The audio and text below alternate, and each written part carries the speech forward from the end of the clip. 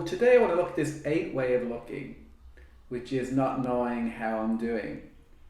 So one of the things that we realize is that when we more clearly look at our experience, we discover that actually it's indefinable, that it's actually impossible to make any sense of it, to put it into any kind of words. That this constantly changing experience is beyond any definition, and we are a part of that experience. One of the things that happened to me, that as I became more aware of what was going on in my mind, what was going on in my thinking, that I realized that I actually spent a hell of a lot of time basically asking myself the same question: how am I doing? Like, constantly throughout the day, asking myself how I'm doing. And the answer would always be less than good. There would always be some kind of complaint. And I realized it was asking that question and getting that answer that things weren't how I'd like them to be, that was such a great source of discomfort in my life. It wasn't that there was anything necessarily wrong with my life, it's just that the answer to that question, the judgments being made by asking that question and responding to that question, that they were creating this sense of dissatisfaction, and they were the reason why I was rejecting what was here. But of course, if and when we kind of start to see that this is undefinable and we are undefinable, how could we possibly be able to judge how well we're doing? And that actually all of these judgments and these criteria that we use when we answer how am I doing are based on assumptions. And when we investigate these assumptions, we just start to see that they don't hold up. That these are things that we've heard, growing up, and from our friends, from our family, from society, and that they're all, based on assumptions. And it's not about disproving those assumptions, but to see that they are all assumptions, and actually they're very, very weak as assumptions. For those assumptions to be true, we'd have to know what this is. And one of the things you start to see is that you cannot know what this is, that what this is cannot be put into simple words. It's indefinable that way.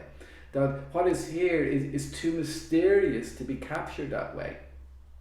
So asking that question, the only answer that we can honestly say, or that I can honestly say anyway, is I don't know how I'm doing. I never know how I'm doing. It kind of reminds me, there's a joke about the airline pilot, and he's flying the plane, and he makes the announcement. I've got some good news and bad news, and the bad news is we're completely lost. But the good news is we're making pretty good time. And I think that's what's happening when we ask that question, is that actually we're completely lost as to how we're doing. But yet we keep on coming up with answers.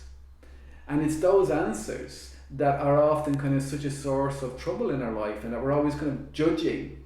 Like, how can we judge our progress along something that we don't even know really what it is? It's just all assumptions. Now, my point here isn't to convince you of the validity of these assumptions. Really what it's about, you can kind of do that yourself in your own time, but the main point is that what happens when we stop making those assumptions? What happens when we start replying to that question, how am I doing, by this recognition, well, I don't know how I'm doing. Which I say is actually the truth of what's happening. That when we do that, this brings us back to stillness. And we start to be able to remove this source of so much discomfort in our life. All of this constantly judging our progress against some standard that we don't even know what that standard is, some made up standard. Some standard that changes over time and depends on who you're with. Like, none of these standards are written in stone, but they're the standards by which either we accept ourselves and reject ourselves.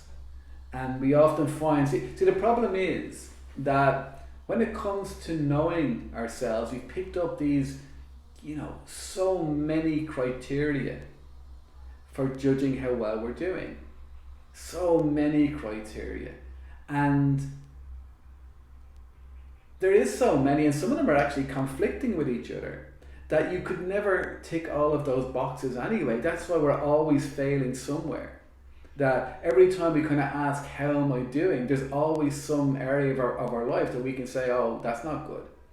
And our mind won't tend to go to the bit that we're doing well. It will tend to be kind of much more aware of those areas where we're not doing well.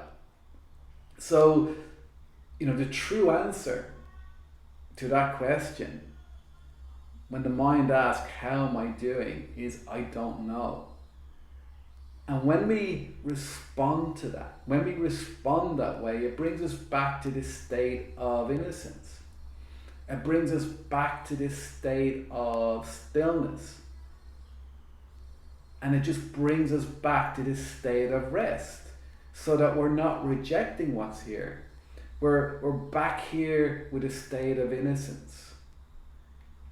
And that's the only way we can approach stillness. That's the only way we can approach peace. We can't approach stillness and peace with all our ideas about how we are and how the world is and how other people are. We have to be willing to set those aside. But when we do that, we get rewarded with this peace. Who would have realized, but the best answer to all of these questions is I don't know. And that's the most honest answer. I don't know. I don't know how I'm doing. And I never know how I'm doing. Ask the stillness how I'm doing, and there's never any answer, only stillness. There's no knowing that. It's too, who knows what we are? Who knows what this is? So I just thought I'd do that video today. Thanks very much for watching, and see you again.